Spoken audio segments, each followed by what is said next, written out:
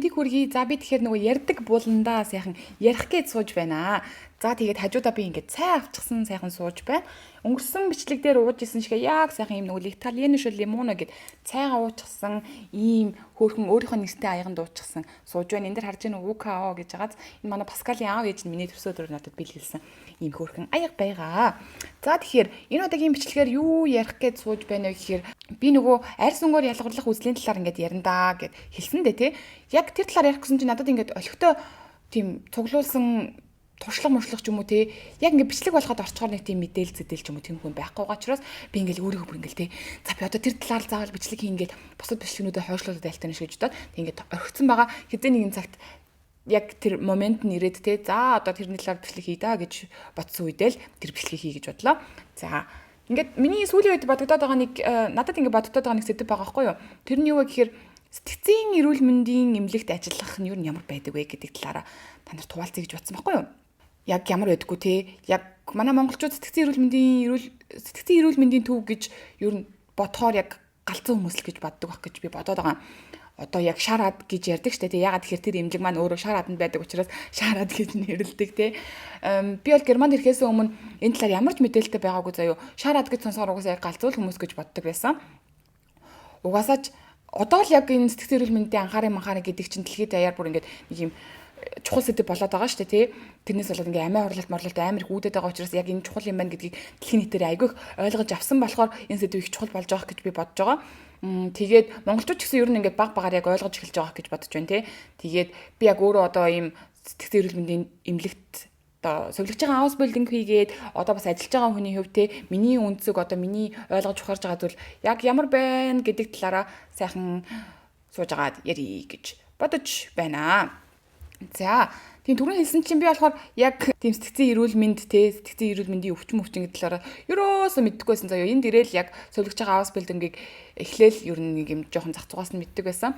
Шараад л гэж сонсч ийсэн те шараад гэж сонсоор угаасаа яг л галзуу хүмүүс гэж бодно. Тэгээд жоохон байхад нэг кино гардаг байсан. Ноён солиод гээд нэртэй кино.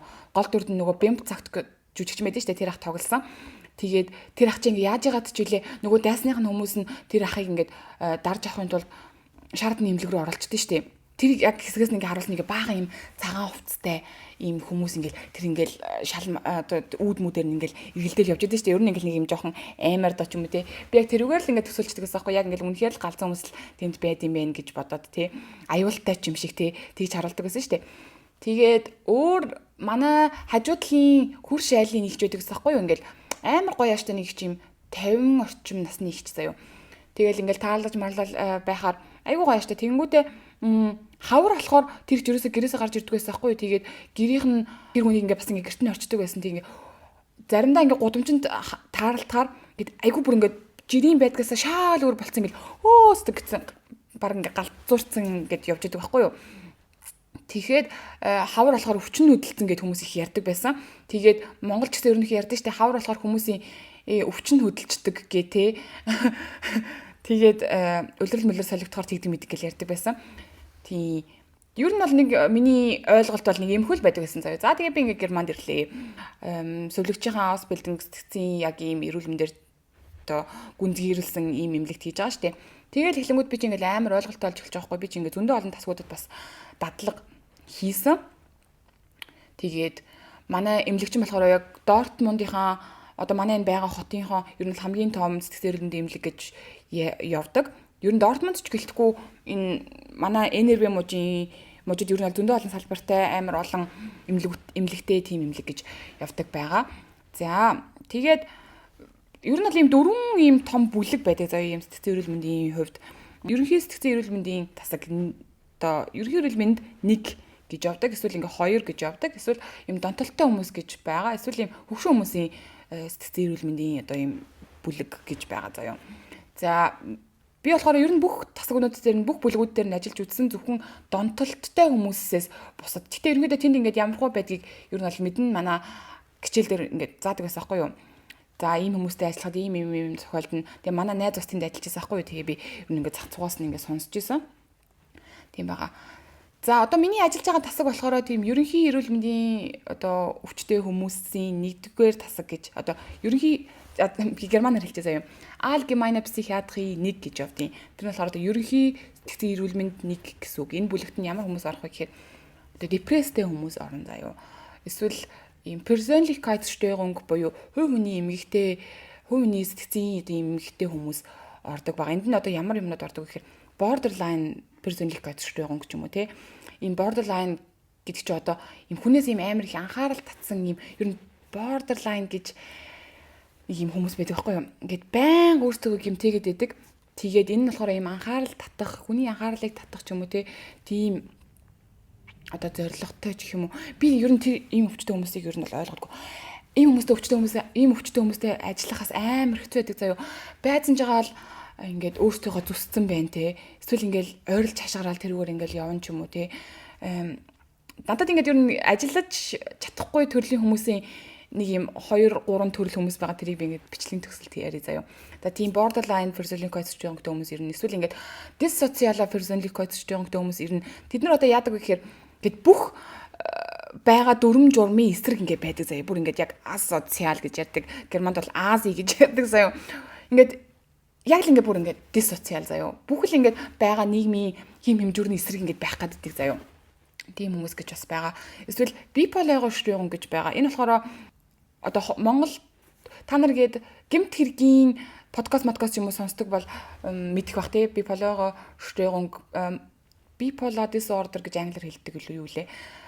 Тийм байгаа. Энэ болохоор хоёр тал сэтгцийн эмгэг гэж ярьдаг. Нэг бол чи ингээд бүр амар депресстэй, нэг бол эсвэл ингээд амар юм мани буюу бүр ингээд бүхнийг чадна, би бол баг бурхан ч юм уу те, тиймэрхүү одоо өвчтэй гэсэн үг байгаа. За тэнгуүдээ дараагийн одоо өвчтнийхэн төрөл гэх юм бол шизофрен өвчтэй хүмүүс эсвэл ингээд психозтой хүмүүс манай тасаг дээр бас ер нь бол байдаг. За тэнгуүдээ цванг буюу за монголоор юу гэж орчуулах вэ цванг гэдгийг? Зан уйл заяа. Одоо ийм зан уйл ямар нэг юм хийхгүй л болоод бүр ингээд тайван сууж чаддгүй тэр нь ингээд бүр ингээд сэтгцэд нь ингээд нөлөөлөөд бүр өдөр тутмынх нь амьдралд ингээд нөлөөлөөд зөвхөн тэрийгээ л ингээд хийж ижил ингээд тайвширч болдог ч юм уу те. Тиймэрхүү хүмүүс бас ирдэг. За одоо энэ хамгийн том тод жишээ юм бол Вашцванг гэж байдаг байхгүй юу. Ингээд гараа угаахгүй л ерөөсө болохгүй. Гараа ингээд бүр ингээд байнга л угаадаг. За эсвэл ингээд бүр ингээд байн усанд ордог тийм хүмүүс байна. Тэрнээсээ болоод бүр гэрээсээ гарахаж болсон тийм ингээд байн гараа угаал зогсоод идэг. Эсвэл байн усанд ороод зогсоод идэг ч юм уу те. Ингээд энэ өвчнөөс нь болоод өдөр тутмынхын амьдрал нь ингээд амар бүр ингээд хаягдсан тийм хүмүүс бас их ирдэг. Тийм одоо зан үйл гэдэг байгаа. Энд чинь манай монголчуудын хамгийн сайн мэдгээр бол OCD буюу тэрийг одоо товчлон юм бол ер нь бол ийм OCD гэж ярьдаг шүү дээ тий. Одоо энэ цаг гэхэд ингээд дали балиа гэж бодъё заяа. Энэ ингээд надад ингээд ямар ч хамаагүй байгаа шүү дээ. Тэгэхэд энэ ингээд заавал ийм байх ч юм уу тий. Энэ номнууд одоо ийм байхад энэ заавал нэг ийм байх хэрэгтэй ч юм уу тий. Нэг юм симметриш одоо ийм шуумын хувьд ийм ижлэгэн байх хэрэгтэй ч юм уу тий. Заавал тийм байх гэдэг ч юм. Тэр бас ер нь бол тийм зан үлийн эмгэгт бас ордог байгаа. Хүнгийн хэлбэрийн те ямар шоу байна те амьдралын чи ер нь яг амьдралын чин чанарыг ингээд яг энэс болоод муудаад байна уугүй юу гэдгээс шалтгаалаад яг өвчнөө эмгэг биш үү гэдэгт чи ингээд орно гэсэн. За тэнгуүдээ ийм донтолттой хүмүүс бас манай цэг дээр ирдэг. Архины донтолт ч юм уу те эсвэл ямар нэгэн бодисын донтолттой хүмүүс ч юм уу. Энд нь ямар бодис орох вэ гэхээр за ихэвчлэн юм бол канабис ордог. Канабис буюу THC гэж ярьдаг. Энэ болохоор яг бодис нь байгаа. За тэгэнгүүтээ кокаин байна. Тэгэнгүүтээ нэг юм LSD гэдэг нэг юм одоо синтетик аргаар гаргаж авсан нэг юм бодис байна. Тэгэнгүүтээ тэр мөс центр гэдэг тий. Тэр байна. Тэгэнгүүтээ мөсний чинь хамгийн гол найрлага нь метамфетамин гэж ярьдаг баха. Тэднэр бол ер нь амар хамгийн чанга төрлийн донтолтонд оролдог бодисондоо орно тий. Тэгэнгүүтээ амфетамин энтер гэдэг байна тий. Тиймэрхүү бодисын хамааралтай хүмүүс бас ирдэг байгаа. За тэгээд манай засаг дээр бол ер нь 18-аас 25 насны өвчтөнгүүд байдаг. Тэгэхээр манай засгийн давуу тал нь бүгдөө ийм залуу өвчтөнгүүд байгаа учраас бид нар ямар нэгэн ийм corpo play-гээ буюу одоо тэр хүмүүсийг угаах ч юм уу те усанд оруулах ч юм уу тиймэрхүү ажил бол хийх шаардлага ерөөсөй байхгүй. Манай засгийн хамгийн гол ажил бол бид нар ийм терапи хийдэг баггүй юу? Өглөөнөөс орой хүртэл ингээд 730 минутаас орой 17 цаг хүртэл баг ингээд ийм терапинууд хийдэг заяа. Одоо ингээд бид нэр совилогч нар бид нэр ч юм уу те эсвэл ингээд эмч нараас ч юм уу эсвэл ингээд психолог ингээд тийм хүмүүс байгаа. Тэднэрээс ингээд терапи хийгээд ингээд яриа хийх ингээд хамгийн гол юу нь бол чадвар байхгүй юу. Тэгээд тасгийн маань зорилго одоо тэнд ингээд өвчтөй байгаа хүмүүсийн хамгийн гол зорилго болохоор тэр хүмүүс ингээд бие даасан хүмүүс болоод өвчин ингээд баг багаар ингээд идэгрээд те тэр хүмүүс ингээд бие даасан хүмүүс болоод дараагийнхаа ингээд амьдрал руу ингээд сайхан ороод явахт нь ингээд туслах те тийм чадртай болгож гаргах гэсэн юм ерөнхий зорилготой байхгүй юу. Тэр хүмүүс чинь ингээд өвчнөөсөө болоод ч юм уу те гэрээсээ гарахаа болцсон тэрнээс бол ингээд ажилгүй болцсон байргүй болцсон ов доохлоос буюу одоо гудамжинд амьдарч байгаа хүмүүс гэх юм уу те тиймэрхүү хүмүүсэр нь бол ингээд байгаа штэ. Тэд нэр ингээд ажилтай болоход нь туслаад гэр оронтой болоход нь туслаад тэгээд энэ сэтгэл зүйн бас ингээд тайван амгалан болоод хэрвээ дахиад ийм өвчин ингээд тулгарлаа гэж бодоход ингээд эндээс ингээд юм сурцсан те тэрийг ингээд ашиглаад явахд нь туслах те тэрэнд нь ингээд замыг ингээд зааж өгөх юм уу те тиймэрхүү байгаа. Тэгээд тэр эмнэлэгч одоо ингээд зөвхөн ингээд сувлагч нар ингээд ажиллах байгаа шүү дээ. Эмчнэр ажиллаж байгаа, социал авайта буюу одоо нийгмийн ажилтан гэж ажиллаж байгаа. Тэгвэл психолог гэж ажиллаж байгаа. Өөр янз бүрийн терапевт хүмүүс ажиллаж байгаа тийм байна. Тэгээд 7 хоногт нэг 2-оос 3 удаа визитэ гэж болдог. Эмчнэр ингээд өвчнөдөө уулзаж ярьдаг тий.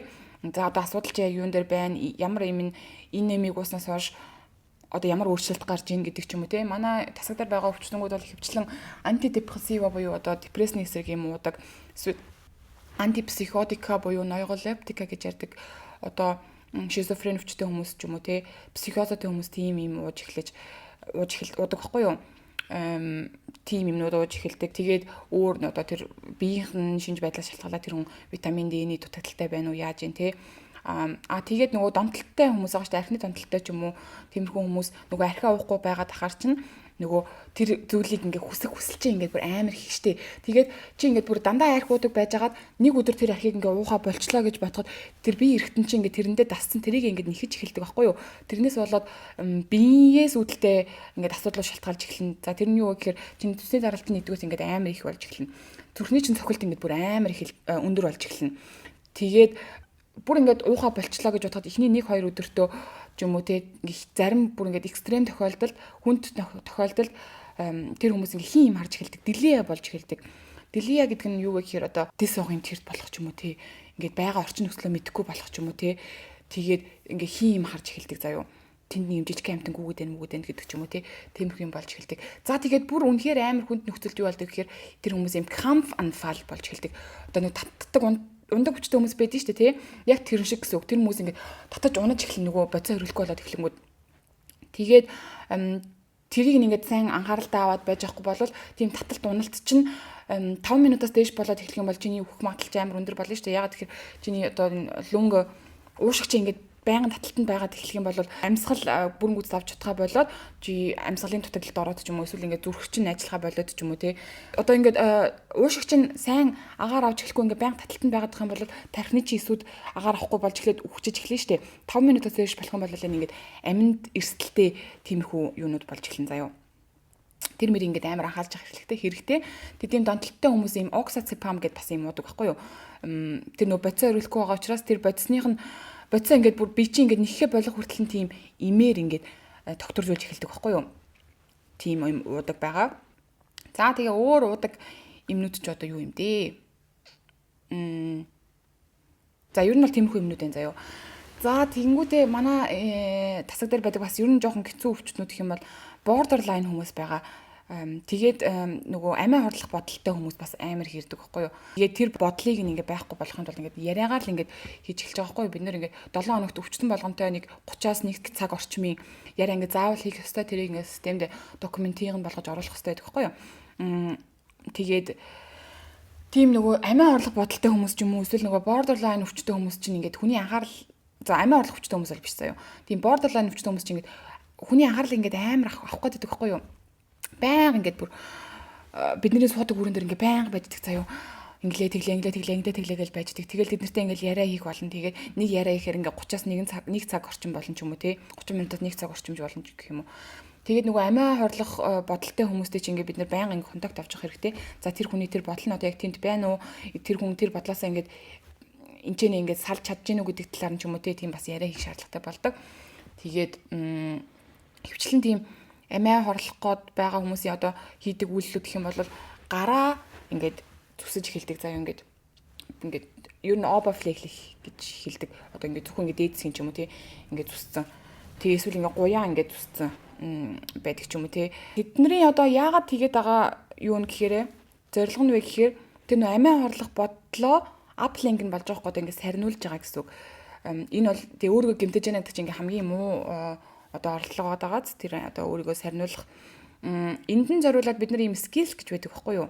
Муухай бодлууд, сөрөг бодлууд тэднийг ингээд сарниулах тэрэнд нь зориулсан skills гэж байдаг. Тэднийг бас ингээд бид нар зааж өгдөг байхгүй юу? Манад одоо ийм гэхэд ийм хайрцаг байдаг. Юугаар өөрийгөө бодлоо тэр бодлоо сарниулж болох вэ гэд. Тэрэнд нь юу вэ гэд байдаг вэ гэхээр skills ball гэж байгаа нэг юм баддаг бөмбөг байдیں۔ Тэрүүгээр ингээд базаад тэр нь бас ингээд хоёр анзих байдаг. Нэг нь болохоор ийм жоохон ийм хурц ийм ирэмгүүдтэй. Тэгээд ингээд гараа ангингууд ингээд нэг жоохон өвдөг ч юм уу те ингээд өвдөлтөөр өөрсдөө сарниулж байгаа юм те. За тэнгүүтээ ийм юу байгаа. Амар ийм хүчтэй амттай чихэрнүүд эсвэл нөгөө нэг шок гэж чихэр байдаг шүү дээ. Тим чихэр бас манад ирдэг заяа. Тэр ингээд идлээ. Тэр чинь ингээд амар хурц амттай болохоор чиний бодолч угаас ингээд сарнихаа зур аргагүй шүү дээ. Тэ ингээд тэгээс сарнигдэж байгаа гэсэн үг. За тэнгүүтээ ийм магнитнууд байдیں۔ Ийм хуран муран дээр ингээд наачдаг. Тийм магнитээр ингээд ямар нэгэн ийм төмөр юм дээр ингээд хөрөнгүүд юу яадаг вэ юу? Тог цогтой ч юм уу те. Тэгжиж ингээд тэр бодол санаанууд нь ингээд сарнина гэсэн үг. Тэнгүүтээ дараа нь аммониак гэдээ байдаг байхгүй юу? За тийм аммониакийг яг юун дээр ашигладаг вэ гэхээр бодлыг нь сарниулахад бас ажил нь эсвэл ингээд зарим өвчтөнгүүд зарим тийм бордерлайн өвчтөн хүмүүс ингээд диссоциийг нь болцдог байхгүй юу? Бүр ингээд ямар ч одоо реакцийн өгөхө болцдог. Ингээд яриа суужснаа гин шууд ингээд ийм болцдог заяа. Тэг ингээд нэрийг хэлээд би ингээд асууад штэ. Үүе яаж ийна ингээд надад ингээд хариулаар марлангууд ингээд шууд ингээд ийм болцдог. Тэг ингээд хариулахгүй. Тэнгүүд тэр хүнийг би одоо буцаж тэр нөхцөлд нь авчрахын тулд тийм аммониак гэдэг тэр бодисыг ашигладаг байхгүй юу? Нэг иймэрхүү цагаан юм байдий. Тэрийг ингээд бэли өмсөж жагаад хууллаа. Нэг хайр центр хэлээ ингээд хамрааныхын дор тавилаа үнэртлээ. Тэнгүүд тэдний шууд ингээд ороод ирдэг гэл ороод ирдэг за. Тэрний үнэр нь болохоор юутай ажиллах юм гэхээр ингээ үсээ бодуулахаар үсний бодгны химийн үнэр байдаг шүү дээ тий. Яг тийм үнэр байдаг байхгүй юу? Тийм юм бас байдаг. Тэнгүүдээ ийм одоо ийм бич байдлаас өөр бас ийм өөрсдийнхөө бодлыг сарниулах өөр аргууд байгаа. Энд нь болохоор юу гэхээр ингээ усанд орох ч юм уу тий ингээд хувцастайгаа хөв хүүтэн усанд бид нар бас оруулахыг зөвлөдөг байхгүй юу? Эсвэл ингээд атом вибүн хийх ч юм уу тий амьсгалын тасгал. Бид нар одоо жишээлбэл 4 3 7 гэх тийм амьсгалын тасгал ингээд нэлээд хийдэг. Тэрэнд нь юу ордог вэ гэхээр яадаг вэ гэхээр 4 минут амьсгал авлаа, 3 минут амьсгалаа барьлаа, 7 минут амьсгаллаа. Тэрийг ингээд хийлээ ингээд удаан ингээд хийгээд тах юм бол ер нь ингээд тайвширдаг байхгүй юу өвчтнүүд. Эсвэл ингээд паник атаканд орсон байгаа өвчтөнгүүд ч юм уу тэрнтэй бид нэр тийм их хийдэг. Тиймэрхүү тасгалуудыг нэлээд их ер нь бол хийдэг байгаа. Эсвэл ингээд алхах ч юм уу те бид нэр ингээд манай ингээд эмнэлгийн газар чи амар том байхгүй ер нь бүх сэтгцэн эрүүл мэндийн эмнэлгийн газрууд амар том байдаг байх гэж бодож байна. Ийм депресс ч юм уу тийм хөвчтэй байгаа хүмүүс хөлөөн амар чухал. Тэгээд нэг юм студи нэг юм судалгаа одоо нөгөө эрдэмтэнгүүд ингээд хийдэг юм судалгаа байдаг шүү дээ тий. Тэрэн дээр ингээд гарч ирсэн гэсэн өдөрт 1 цаг алхах нь тийм депрессийг бууруулахад 40% нөлөөтэй ч илүү манай нөгөө эмнэлгийн тасгийн хамгийн том эмч ОБ арцтын нэг удаа тэгж хэлж ирсэн. Тийм болохоор бид нэг ингээд өвчтөнгүүдийг гадагшаа гарч хөдөлгөөн хийх ч юм уу те тэрэнд ингээд амар юм мотивийг нь болдог байхгүй юу. За одоо ингээд бүгдөө юу вэ та ингээд орондоо хөвтгө болоорой гараарай гарч болохаарай гэдгээ манай нөгөө ан бит нь болдог одоо санал болгодог зэг тэр терапийн дунд нь ч гэсэн ингээд шпациг гэж байдаг заа 1 цаг орчмын одоо алхалт гэсэн үг бүх өвчтөнгүүдэд цуглуулж агаад 1 цагийн хугацаанд ингээд юугаар одоо эмнэлгийн газар дээр ингээд алхдаг. Манай эмнэлэг бас ингээд ойтой байхгүй юу хойноо. Тэгээ тэр ойгоор ингээд алхдаг ч юм уу те. Тэгээ алхаж явж байхдаа нэг ийм тасгалууд хийдэг ч юм уу те. Одоо аахт самгайд шпациег гэж ярьдаг байхгүй юу. Одоо ингээд анхааралтайгаар алхах. Юу хийх вэ гэхээр 1 2 3 4 5 метод гэж байдаг байхгүй юу. За одоо ингээд нэг ингээд амталж байгаа зүйлээ дахь ингээд бодоорой, нэг амталж байгаа зүйл, 2 сонсож байгаа зүйлээ, 3 харж байгаа зүйлээ, 4 тийм мэдэрч байгаа зүйлээ ч юм уу. Юу нэг 1 2 3 4 5 гэх юм хүм хийдэг байхгүй юу. Тийм ийм зүйлүүдээр бас ингээд юу аж болдог. Одоо тэр бодлуудыг ингээд сарниулж болдог тий. Тэнгүүдээ ингээд дараа нь ингээд яриа хийдэг ч юм уу тий. Энэ ингээд бүх ингээд сарниулж байгаа зүйлүүд чинь бүгд төр зүрийн зүйлүүд тахгүй юу. Тэгээ тэрний дараа ингээд терапи хийгээд ер нь сэтгцэн эрүүл мэндийн тасагт одоо тэр өвчтөнгүүд байна гэдэг чинь ингээд амар урт хугацааны зүйл ихгүй. Тэгээ өвчтөнгүүд ойролцоогоор ер нь бол нэг 4-өөс 6-7 хоногийн хугацаанд тасаг дээр ингээд байрладаг байгаа. Тэгээд манай тасгийн ингээд ер нь хамгийн одоо Herausforderung ингээд шандас шалгасан зүйл нь юу гэхээр тэр өвчтөнгүүд бүгд ингээ хүүхдүүд ахгүй юу? 18-аас 25 насны. Тэгэхээр тэд нар чинь ингээд амар хутас тоглоно. Тэнгүүд ингээд ийм марапинд оролцох ямар ч юм сонирхол байхгүй. Тэгээд ингээд за одоо та ингээрэ тэгээрэ мэгэрэ гингүүд яг бүр ингээд нэг юм жоох хүүхдүүд чиг амар юм цик хийх заяо юм бок хийх. Ингээд юм хэлэнгүүд нүдээ ингэж мингээ заяо. Амар ядаргаатай. Тэнгүүдээ нэгнийхээ өрөөнөдөр ингэж явж маваад тэнд одоо ингээ ямар зочид буудал байгаа штэ тий. Нэгнийхээ өрөөнөдөр орж мараад нэгнийхээ өрөөнд орсон ингээ хамтаа тоглож моголж идэх заяо. Тэг бүр ингээ гайхаа тэд нар ингээ өөрсдийнхөө яах гэж тэнд байгаа ингээ ухаараагүй л хүүхдүүд байгаа байхгүй юу. Тэг ингээ ээж аав ч юм уу тэнд ингээ авчиад тавьчихсан. Тийм болохоор ер нь ингээ харилцахад ингээ амар хэцүү байдаг зэ ингээ ийм хідүүлж шаардсан. Амар төвчээр шаардсан ажил ахгүй юу. Тэд нарт ингээ харилцах заяо. Ингээ миний дүү мүү байсан бол ингээ барьж аваад чим одоо юу жаахан навцаа одоо тийшээ юм уу гэж хэлчмээр л байгаа ахгүй юу. Би дүүгээ тэгж хамаагүй зодохгүй ч гэсэндээ ер нь бол тэгчмээр л байгаа ахгүй юу. Тэгэхэд тиймэрхүү юмнуудаа тэгээ ингээд оройн шөнийн ээлж хийхээр тэд нар ингээд шөнийн ээлжинд юг байгаа штэ ямар ч тийм терапи байхгүй тийм ингээд бүгдөө ийм цугларч цуудаг ийм өрөө өгдөг байхгүй тэн чинь ингээд зурагт мурагттай тийм ингээд зурагт мурагт үзэж болдог байхгүй оройн 22 цаг хүртэл тийм ингээд 22 цагаас эхлээд наах дугуй буюу ингээд шөнийн амар амгалан эхэлж байгаа байхгүй юу зурагт үзэж болохгүй ингээд өрөөрөө яваад унтахтаа бэлдээд унтаж эхлэн гингүүд бүгдөө унтахгүй заяо ингээд 22 цаг хүртэл амар чанга зурагт тийм ингээд сонсоод бүгдөө нийлсэн за тэнгүүдээ зургатан дээр ингээ дуу тавьсан тийм кино мань үзэн баг зургатныхан тэр дуу нь 40 мөчтэй заяо гончлоо юм. Тэгэл би ингээл гарч ирэл хэлж байгаа. Тин чинь би ингээ ажиллах гад үзээд байгаа штий. Им ингээд маргааштай бэлдэж 50 имээр аптекаас захиалж аавн маргаашийнхаа хоол ундыг захиална гэд амар их олон ийм организаторын шаабайт амар их байдаг байхгүй бид нарт чинь бас тэгээл ингээл янз бүрийн нэг хүнтэй ингээд харилцаа үүсгэсэн бол тэрийг ингээ системд баримтжуулж бичиж документийг нь болж оруулна гэдэг ч юм уу тий. Тэгээд байж хаа тэд нар ингээд зургатныхын дунд 40 мөчтөөр 50 ч ингээд дуу сонсоод хамтдаа дуулаа тэгээ байж байгаа. За би тэгээд ингээд 5 минут 10 минут ингээд сонсоод байж байгаа л би чинь тэнд ингээд им бэлдээд байж байгаа штэ маргаашийн бүх хүчнүүдийн им ингээд бэлдээд байж байгаа. Тэнд ингээд дуу 40 50 дээр байгаад ангууд миний анхаарал ягаад ч төвлөрч эхлэхгүй штэ. Тэгэл за би гард ирэл хэлнэ.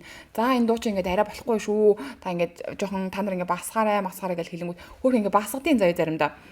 Тэгэл байж байгаа 5 минут дээр буцаал амар чанга болгосон заяа ингээд намаа ингээд өдөөд байгаа юм шигдсэн. Тэгэл дахиад гарч ирэл хэлнэ. Тэнгүүд ингээд миний үг ингээд заахгүй байгааг би ингээд чек ин болчихсон шүү дээ ойлгочлаа. За ингээд хамт байгаа хүндээ хэлнэ. За одоо чиний гараад хэлж болох уу? Надад ч ингээд миний үгийг авахгүй байна ингээд. Тэгэл дахиад тэгнэ. Тэнгүүд ерөөс ингээд үг мөг авахгүй заяа. Тэнгүүд тэдийг би ингээд бид нар ингээд ойлгоод авчлаа. Маргааш нь ингээд юун дээр хэлдэг байхгүй юу? Уйбаг аавэ болохтой. За тэд нар ингээд тэгж ингээд тавьсан шаардлагыг ерөөсө хүлээж авахгүй байна. Ямар ч тийм юу байхгүй. Одоо энд ингээд психиатрийн дээр байгаа гэдгээ ерөөсө ойлгож ухамсарлаж байхгүй байна гэж хэлээ. Тэнгүүт эмчнэр ч юм уу те психологонгууд ч юм уу тэд нартэй ингээд ярилцаад хэрэг бүр ингээд тэр үг хүлээж авахгүй болоо тэд нар юм анхаарал хүлээж авдаг байхгүй юу? За нэг анхааруулга авлаа, хоёр анхааруулга авлаа, гурван анхааруулга авлаа. Тэрнээс цаашаага за одоо ерөөсө ингээд хамт ажиллахад ерөөсө тийм хамт ажиллах ямар ч нөхцөл боломж байхгүй байна. Танаас ирж байгаа зүйл гэж байхгүй байна. Энд чинь хоёр талаасаа уулзах хэрэгтэй шүү дээ. Терапи, эдгэрэн гэдэг юм чинь зөвхөн ингээд бид нар л ингээд өгөөд ээж болохгүй. Тэр хүн ч гэсэндээ ингээд өөрийнхөө одоо би ингмээр тэгмээр гэдгийг харуулах хэрэгтэй шүү дээ. Ингээд хоёр талаасаа уулзж ээж чи ингээд явах хэрэгтэй процесс байхгүй юу? Тэгээд тэр хүн ингээд 3 удаа ингээд анхааруулга авлаа. Тэгээд ингээд гэрлүүгөө явах хэрэгтэй болдог байхгүй юу? Тийм юм бас байна. За тэнгүүтээ нөгөө паник атаканд ордог хүмүүс бас байна. Зарим хүмүүс нь бүр ингээд жигнэсээ паник атаканд орон заяо нөгөө ингээд айдас мэдсэнс орлоо ч юм уу ингээд бас ийм ангст штойгонтой хүмүүс бас амар хэрнэ. Олон хүмүүсээс айдаг тэгээ социал ангсттай хүмүүс байна. Ингээд олон хүмүүстэй газар хоол идэж чаддаггүй хүмүүс байна. Тэнгүү тэн дотроо ингээд оронгууд нөгөө паник нь орж ирээд ингээд амьсгалж чадгаа болох ч юм уу те ингээд паник атак ч ер нь бол яг яаж мэдрэгддэг вэ гэхээр яг чи ингээд хайрц инфаркт зүрх чи ингээд зогсож байгаа юм шиг юм мэдрэмж төрдөг гэсэн. Ингээд энэгээр ингээд зүрх рүү чи ингээд амар өвдөд амьсгал чин төрөгдөж эхлээд те амьсгал авахаа болж эхлээд ч юм уу. Тэрэн дээр ингээд тэгээ паник атакнаас болж ер нь бол үхэн гэж байхгүй. Хамгийн дээд нь паник атак 30 минут л үргэлжлэн заяа. Тэгээд гэтээ тэр хүмүүс бол яг ингээд паник атактай болж байгаа хүмүүс бол яг үхчихин гэж л боддог л доо. Тэгээд тийм болохоор тэрэнд ингээд туслаад яриа мараагаар тусалдаг ч юм уу те тэгж тэгдэг байгаа. Тэнгүүд манай өвчтөнгүүд болохоор тэр жоохон өвчтөнгүүд чинь нэгнээс ингээд нэг юм ингээд сурчдаг заяа амар хурдан. Нэг өвчтөн ингээд за нэг паник атактай боллоо гэж бодоход тэр паник атактай хизээж байгаагүй өвчтөн маргаашнаас нь ингээд паник атактай болоод эхэлдэг заяа. Амар хэцүү ингээд нэгнээс юм сураад идэг.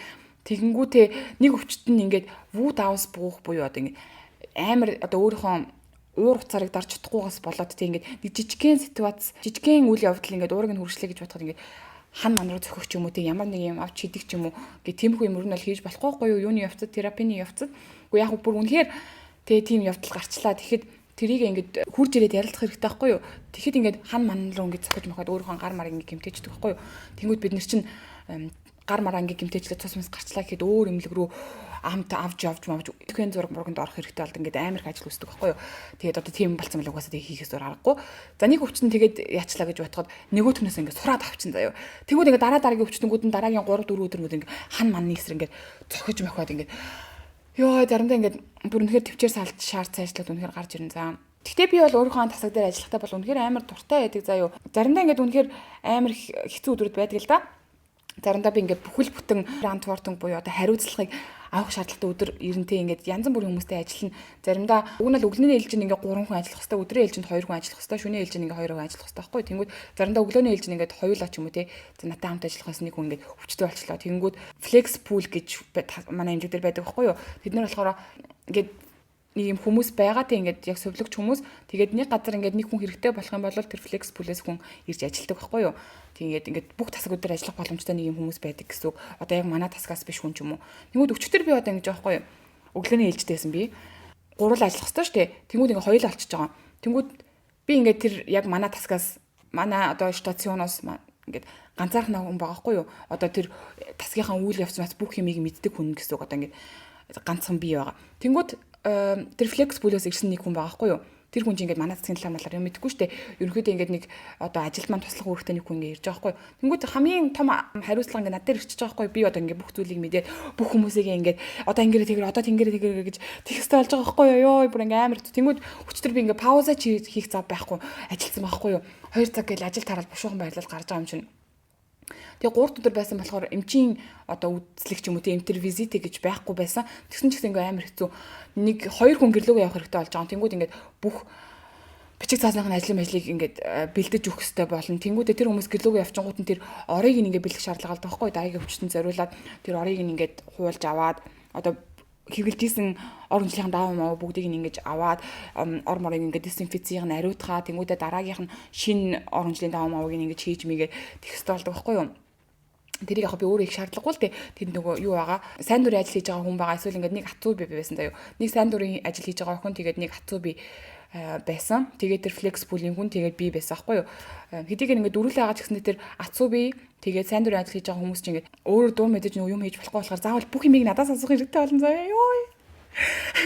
Тэгэл би ингээд бүгдийг ингээд хэлэх хэрэгтэй болж байгаа юм чинь. За тэр хүн одоо ингээд явчлаа та нар ингээд тэгчих болох ингэж болох ингээд би бүх зүйлийг ингээд толгойдоо мэд хэрэгтэй болж байгаа байхгүй. За тэнд одоо юу болж байгаа тэнд одоо юу болж байгаа. За тэр хүний хоол унд нь юу болж байгаа бол тэр хоолны тэргийг ингээд дээш нь авчирч гарах хэрэгтэй шүү. Тэгээд өвчтөнгүүдэд хоолыг өгөх хэрэгтэй шүү. Зарим өвчтөнгүүд нөгөө хоолоо тасаг дээр иддэг байхгүй юу. Одоо хөлгөний боломжгүй байдлаас ч юм уу тий. Одоо гоол штүүлэн дээр сууж байгаа хүн тэрэгэнтэй сууж байгаа хүн ч юм уу тэр ресторан руу явж хоол идэх боломжгүй байхгүй юу. Бусад бүх өвчтөнгүүд бүгд ресторан руу хоол идэхээр явдаг болол тиймэрхүү өвчтөе хүмүүс тасаг дээр хоол идэх ёстой болно. За тэр хүн тэр ингээ хоолын нөгөөрөө тэгэрэ ингэрэ гэж байгаа. За тийм ингээ 2 хүн ингээ өвчнөөс 2 хүн ингээ эмнэлгээс гэрлөөгөө явчихж байгаа шүү дээ. Тэнгүүд бид нар чинь ингээ юун дээр систем дээр бас байгаа. Тэрийг ингээ системээс гаргана тагс бигэгдэж байдаг байхгүй юу. Тэд нар өндөр бичин. За тэр хүн ингээ гэрлөөгөө явсан шүү өндөр бичин. За тэгээ тэр ингээ хийгээ бажил юунаас аав намнаас олж байгаа байхгүй юу. Одоо хүлийн авах тасгаас за тэр өвчтөд ингээд ирсэн байна танах тэр тим ор бэлэн байна уу ийм орон бэлэн байна уу гэж асууж байгаа. За тийм ээ ингээд нэг ор сул байна маа ингээд тэр хүн ирж байгаа. За тэгээ тэр хүн ирчингүүд тэр нөө flex pool-ийн хүн мэдээж хэрэг тэр одоо хүлийн авалтыг хийж чадахгүй шүү дээ аав намаа гэж ярьдаг тэрийг хийж чадахгүй. Тэнгүүд би ингээд хийх болчих байгаа байхгүй юу. Тэгээ тэр чинь ингээд баг ойлцоор 2 сая ажилладаг байхгүй юу. Өвчтөндөө эхлээд 30 минут ярилцсан. Тэгээ тасгаа үзүүлнэ өрөөг нь үдүүлнэ тэнгуүтэ эмчтэй хэлэн за манайх ингээд нэг юм хүн авсан шүү. Тэгээ бүх бичиг баримтын компьютерт ингээд системд ингээд оруулна заяа. Манайх одоо юм цаасгүй эмнэлэг гэж явж байгаа байхгүй юу. Эмч өвчтнөөс ирсэн бүх бичиг баримтуудыг скандэж аваад компьютер системд оруулдаг байхгүй. Тэгээ бүгдийг ингээд устгадаг ч гэдэг ч юм уу. За тэрнээс гадна тэр ингээд ийм хайлтууд болчихж байгаа. Тэнгуүтэ өглөө манай адил 6 цагаас эхэлж байгаа шүү дээ. Тэнгуүтэ нэг юм юба габагээ болчихж байгаа. Шөнийн ээлжнээс өглөөний ээлжийнхэнд за ер нь юу болсон гэд тэд нар ингээд хэлчихнэ. Тэнгүүд эмчнэр өглөө 8 цагт ирэнгүүд эмчнэрт тэр юба габаг бас хийх ёстой байхгүй юу. За тэгсэж шүү гэд. За тэр ингээ болчлоо тий. эмчнэрт ингээд бас нэг яриа их хэвээр болж байгаа. Нэг юм 140 минутын орчим тий. Ингээ ер нь бол амар их яриа хин зүй тийгээс үлдээ ядарчдаг байхгүй бүр ёо. Тэгээд байж итл тэр шинэ өвчтөн ирсэн тэр шинэ өвчтөнгийн эм нь ямар байна тэр эм нь ингээ захиалах хэрэгтэй байна үгүй байна уу гэд. Тэгсэн чинь нөгөө BTM гээд битойбункс мэдл байдаг байхгүй юу? Тэрийг зөвхөн одоо эмнэлгийн одоо манай засгийн том эмч буюу ОБА арцл захиалж авах хэрэгтэй болдог. Тэр ингээд дууссан байгаа заяа. Тэрний рецепт бид нар ингээд яг зөвхөн компьютероор эмнийхээ захиалга хийдэг байхгүй юу? Тэр битойбункс мэдлийг болохоор бид нэр тэр системээр захиалж болохгүй. Зөвхөн тэр том эмчээс рецепт авч ийж продукт авч өгч ингээд захиалдаг байхгүй юу? Тэнгүүд манад нэг өвчтөн тэр эмийг авах хэрэгтэй болсон чинь тэр эм байхгүй болсон заяа. Тэг манай том эмч маань байхгүй. Маргааш ирнэ гэ за. Тэг бид тэр ингээд организм болох хэрэгтэй болж байгаа хгүй юу. Бүр том нөгөө шеф арцт руугаа залгаад та ингээд тэр рецептийг өгөхөд өгөх боломжтой юм гэл тэр ингээд бас ингээд ярих боломжтой болж ингээд зохицуулах хэрэгтэй болж байгаа заяа. Ингээл амар их ажилтай заяа. Тэгж жагаал арайч үгс нэг цаг болоод нэг цагаас өдрийнхөө ээлжнийхэндээ бага хийгээл тэгэл гэлэг харсан да. Гэтэ тийм амар стресстэй байдаг ч гэсэндээ би ажиллах амар дуртай. Яг тэр манай зэрэг тийм биеийн хувьд бол амар тийм ачаалттай тасаг биш байхгүй юу? Би 5 өдөр нэг юм юун тасаг дээр ажилласан. Гигонто тасаг дээр ажилласан байхгүй юу? Зарим тасаг дээр ингээд хөнгөөдчих юм бол хүн ихтэй байгаа тасгаас нэг хүн авч ингээд ажиллах хэрэгтэй ч болдог ч юм уу тий. Тэгээ манай засгийн дараа надаас суугаад угаа чи ингээд нэг өдөр ажиллах боломжтой гэхэрэн за тийгээд ажилласан чи ёо бурхан минь тэнд би бүр амар стресстэй ажилласан за. Би зүгээр ингээд суугч боломж байхгүй 8 цаг ажилласан байвал яах вэ? Тэгээ яж тэрнийхэн тасгийнх нь 10 өвчтөн ингээд коронатой заа юу. Тэгээ коронатой өвчтнүүд ч өөрөөсөө гарч болохгүй тийм болохоор ингээд хоолыг авчиж өгнө. Тэгээд тийм гигонто психиатрийн буюу тийм хөвшин хүмүүстэй ажиллаж байгаа тасаг дээр ингээд хоолыг нүгэх мөгөх ч юм уу те тийм ингээд памперс солих молих ч юм уу те тиймэрхүү ажлууд амар их болохоор тэрийг ингээд хийгээл явж идэл эхнийхээ ингээд дуусчаал дараа ингээд бүх өвчтнөдөр явж идэл эхнийхээ ингээд хийх болчих жоохон дахиад за. Тэгэж бүр амар байсан за тэр тасаг дээр гончглоо ном. Тэгээ би ингээд коронавиг аваагууд л амар их баярлж байгаа. Ингээд бүх ажлынхаа туршид би юм FF 2 гээд маск байдаг штэ нөгөө коронавигийн маск тэрнтэй ингээд ажиллаад явж байгаа юм зүгээр амар ингээд агаарч явах боломжгүй тэг ингээл эргөөч ингээл гүнхэл яваад байгаа юм чи юу. Тэгээ байж итл нөгөө хүмүүс чинь дээрэс нь өвчтэй штэ. Ийм зарим нь ингээд галзуу байгаа тэг ялцчихгүй. Надаас нэг өвчтөн бүр ингээд 15 удаа миний өрөөнд та ингээд радио асуугаад өгөөч гэж асууж байгаа би хэлж байгаа хгүй. Таны өрөөнд радио байхгүй гэж би бүр баян хэлээд ах чинь надаас тийг асуугаа яваад байгаа хгүй. Тэр мөр чи ингээд бүр ингээд яа гэдэл болгож байгаа юм чинь. Тэгэл тэр тасаг дээр ажиллахаа дараа л би өөрийнхөө тасгийг ямар сайхан тасаг вэ гэж ингээд үнэлж эхэлсэндээ гэж хэдийгээр манай өвчтөнгүүд амар ядаргаатай ч гэсэндээ тий тасаг маань бол үнэхээр гоё тасаг тийм байгаа. За тэгээд цэцэгтэй эрүүл мэндийн тасагт ажиллаж байгаа болохоор ингээд чи ингээд байгаа орчингоо ингээд баян ингээд аюултай орчин гэж бас бодох хэрэгтэй заяо. Би бол орой морой өглөө мөглөөч ингээд явж байхад ингээд харах байдаг байхгүй. Тэгээд манай миний буудаг автобусны буудлаас эмдэг рүү явах хүртэл би нэг 10 минут толгодог байхгүй юу. Тэгээд тэр зам маань ингээд ер нь бол ингээд амар харанхуй замд ингээд ой модтой. Тэгээд эмнэлгийн зам учраас өвчтөнгүүд тэн дээр ингээд явж явах боломжтой байхгүй юу. Тэгэл би ингээд зам дээр гарч ирлээ. Чихвчээ ингээд буулгалаа. Ингээд ойр оршин ингээд амар сайн харж явдаг заяа. Хойно мань хин алхаж явдаг гэдэг ингээд амар сайн харж явахгүй болвол нөгөө психоз өвчтэй хүмүүс мөвш ингээд амар аюултай шүү дээ. Ингээд намайг зохиод авах боломжтой байхгүй юу. Тийм болохоор тэр мөрөн дээр ингээд амар анхаарч явдаг. Тэг шүний ээлж хийж яхад нөгөө манай ажилчдын 0 ингээд тасгаас ингээд гараад байдаг байхгүй юу.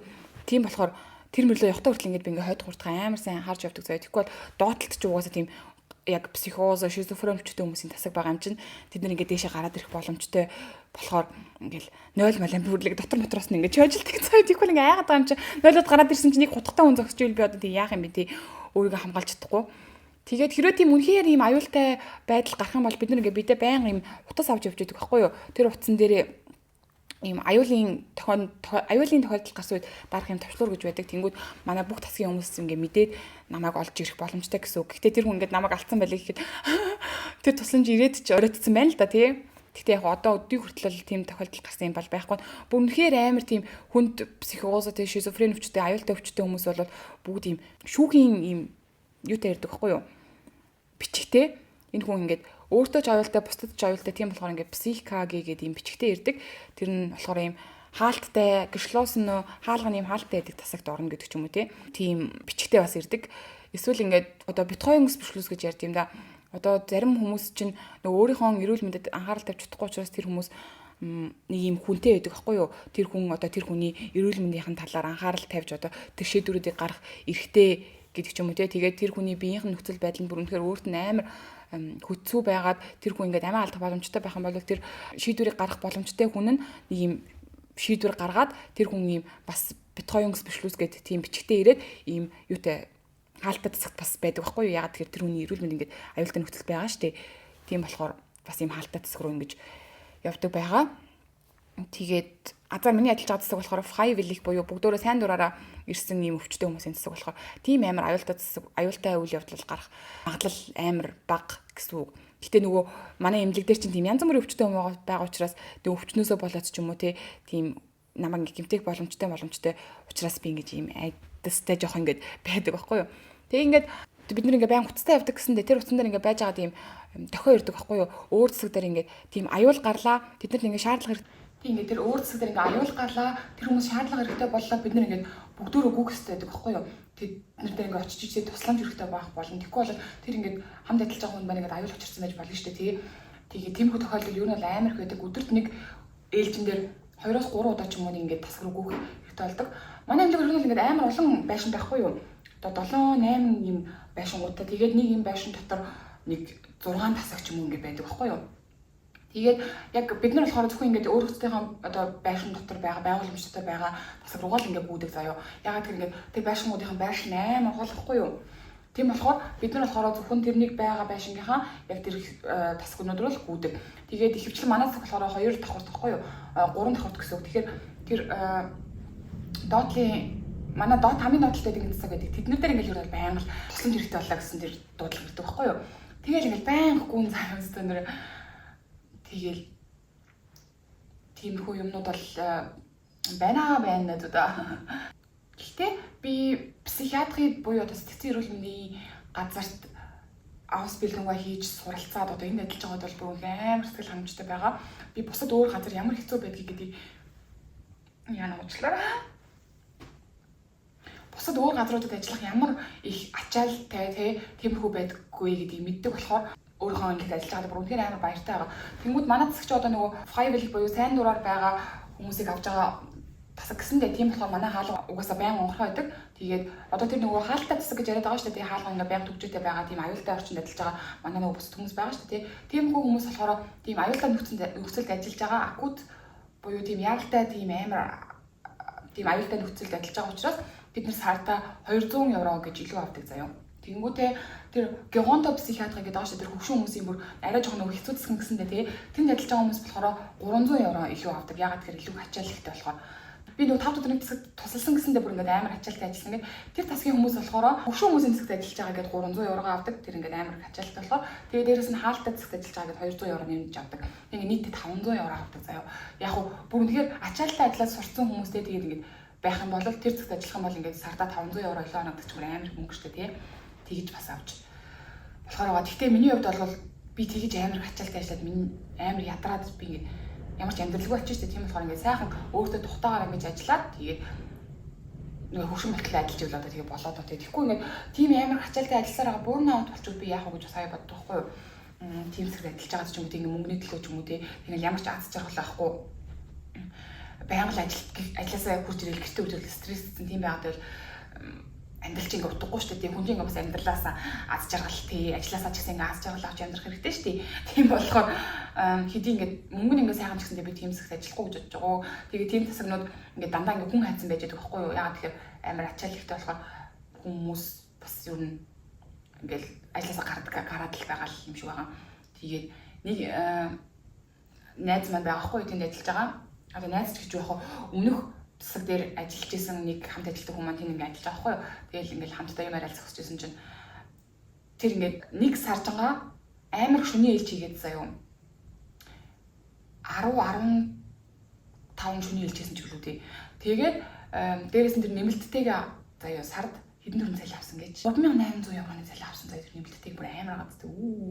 Тийм тэгээд тэр ингээд ачаал зүгээр байдаг хүмүүст бол тэнийг ажиллах зүгээр юм шиг юм уу.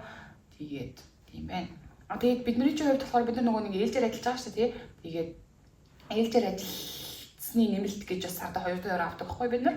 Тийм байгаа. Тэг шөнийн ээлж хийх юм бол мэдээж хэрэг жоохон цалин их авдаг байгаа. Тийм л байна. За тэгээд ингээд ярих юм дуусаад тэгэхгүй бол бас арай л удаан баах юм шилжчихлээ. Програм гэж миний утгыг багтаамж бараг дүүж байгаа хаа. Тэгээд энэ бичлэг маань та нарт ингээд жоохон ч гэсэн психиатрийн талаар ойлголт мэдээлэл өгсөн байх гэж найдаж байна. Тэгээд хэрвээ ийм бичлэг те ийм ажлын өдрийн үйл явц ч юм уу те ер нь ингээд ийм талаар та нар сонирхолтой санагдаж ивэл бас гоё комент бичиж үлдээгээрэй те ийм юм талаар ингээд илүү мэдмээр байна тэгмээр байна гэдэг ч юм уу те. Тэгээд энэ бичлэг маань та нарт таалагдсан бол гоё лайк дараарай. Тэгээд намайг subscribe хийгээрэй. Тэгээд Instagram-ын бас байгаарай. Тэгээд дараагийн бичлэг хүртэл баяртай.